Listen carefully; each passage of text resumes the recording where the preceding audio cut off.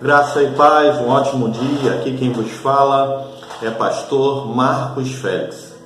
E hoje eu venho com mais um vídeo intitulado O Cristão e a Política.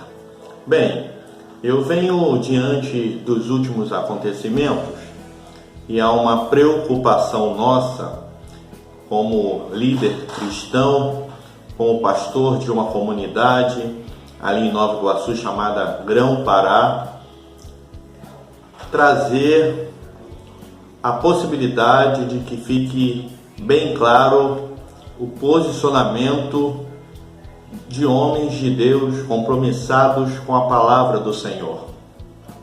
Eu não venho nesse momento defender política algum, partido algum, mas como já mencionamos no primeiro vídeo dessa série, o nosso intuito como igreja é dizer que a nossa bandeira se chama Jesus. E por que eu falo isso? Nós temos tido uma grande discussão sobre dois lados que se intitulam pelo nosso país, pelo nosso Brasil. Mas nós trazemos nessa tarde uma bandeira maior, mais excelente e atemporal, que é aquela dada por aquele que é o caminho, a verdade e a vida, que é o nosso Jesus. No outro vídeo eu li 1 Timóteo capítulo 3, ou melhor, 1 Timóteo capítulo 2, o versículo 1 e 2, que fala de nós orarmos por aqueles que estão em eminência, por aqueles que são autoridades assim constituídas. Eu quero dizer nesse momento que eu, como pastor de uma comunidade local, tenho o dever de deixar claro que cada ovelha, membro da igreja, ele é um cidadão e por conta disso ele tem o total livre-arbítrio, ele tem a total liberdade para escolher quem eles desejam, ou aquele ou aquela deseje votar, sendo assim o seu candidato, sendo assim a sua preferência. Eu, como pastor local e ministro do Evangelho, não posso nunca usar o púlpito da igreja para ou colocar um político no púlpito ou mesmo fazer política, porque eu fui chamado para pregar a palavra de Deus. Uma outra coisa que eu desejo deixar bem claro é que nós, como servos de Deus, temos a incumbência de ensinar o nosso povo que a nossa luta não é contra a carne, não é contra sangue, não é contra a direita, não é contra a esquerda, mas é sim contra os poderes espirituais que estão em oculto, que nós não vemos, mas sabemos que existem e lutam a cada dia e promovem celeumas, discussões e divisões que não levam a nada. Então, com esse vídeo eu quero abrir a nossa mente, abrir a sua mente, para que você entenda que uma igreja cristã, e cristã por quê? Porque ali existem pessoas que vivem buscando a estatura do varão perfeito, são pessoas que a cada dia buscam em santidade melhorarem e desejam um dia viverem nas mansões celestiais. E isso só acontece quando nós nos colocamos e nos entregamos, como diz João 3,16, que todo aquele que crê no unigênito do Pai será salvo, se tornando assim, ainda que réu, culpado, julgado, mas absolvido pelo sangue do Cordeiro. Esse Jesus, como está aqui na camisa, ele nos transforma.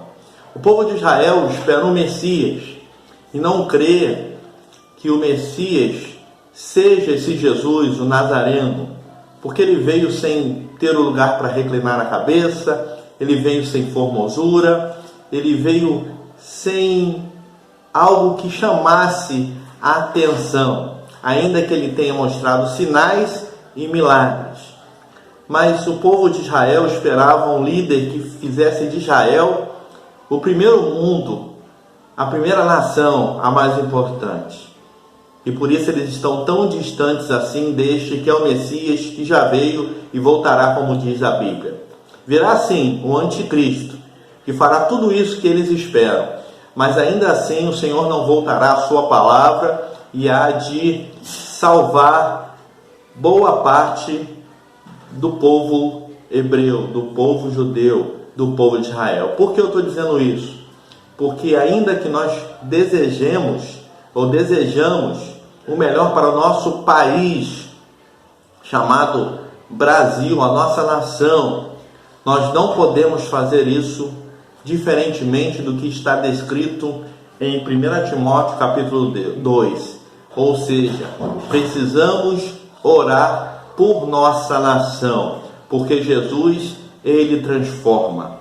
Nós aqui, como pastores, pregadores da palavra, homens de Deus, vocacionados com essa missão, não temos nenhum partido, ainda que sejamos cidadãos, ainda que tenhamos o direito ao voto, mas não podemos usar os nossos púlpitos para fazer política. Ou seja, nós estamos aqui como cidadãos, mas antes de tudo servos de Deus, para propagar, para pregar, para divulgar a salvação que só há em Cristo Jesus. Então nós, como cristãos, precisamos também saber, porque a sabedoria vem do temor do Senhor, que devemos entender quem pense diferente de nós, ou do seu partido, ou do que você prefere. Nós, como para quem é brasileiro e gosta do futebol, existem pessoas, por exemplo, eu sou vascaíno, o meu filho é flamenguista, o meu tio é botafoguense. São distintos times que nós torcemos, mas nós entendemos que cada um, e isso que é muito legal, cada um parte e torce por time que é do seu gosto. E nem por isso podemos dizer que o Flamengo é o certo, o Vasco é o certo, o Botafogo é o certo. Ainda que o Flamengo esteja no outro patamar, vamos ver a partir de agora. Mas nós precisamos respeitar uns aos outros. Então, seja da direita, seja da esquerda, o importante, ou seja do meio ou em cima do muro, o importante é que nós oremos pelo nosso Brasil e para que a nossa nação seja salva. Eu costumo dizer lá na igreja que nós somos diferentes.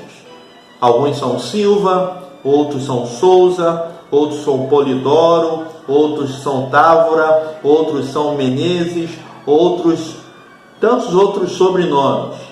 Mas precisamos avaliar, precisamos valorizar o que temos em comum. E o que temos em comum é a pessoa do Jesus que transformou a nossa vida e continua transformando. Ele que pagou o preço dos nossos pecados e por ele nós fomos justificados e vivemos a santificação e um dia seremos glorificados.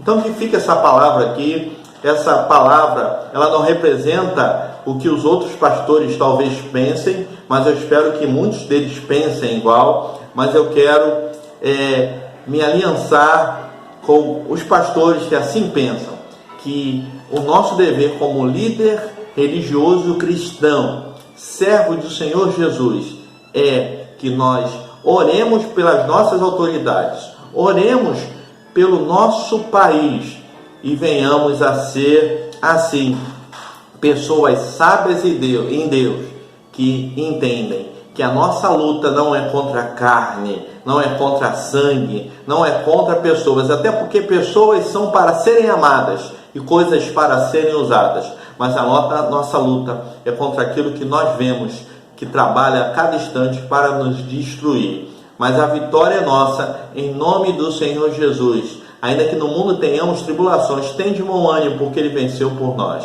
A fé nos garante isso. A fé vem por ouvir a palavra de Deus. A fé agrada a Deus. A vitória que vence o mundo é a fé, e o justo vive pela fé. Eu espero que essa palavra tenha acolhida no seu coração e você entenda que nós, pastores, não estamos aqui para dizer para A ou B quem eles devem votar, mas dizer para eles que antes de tudo eles devem orar, eles devem estudar, eles devem procurar, eles devem estar bem cônscios daquilo que eles irão decidir, mas acima de tudo eles têm a liberdade como cidadãos para escolherem quem eles desejarem. E nós, como pastores, de ensinar a igreja tão somente o caminho da salvação.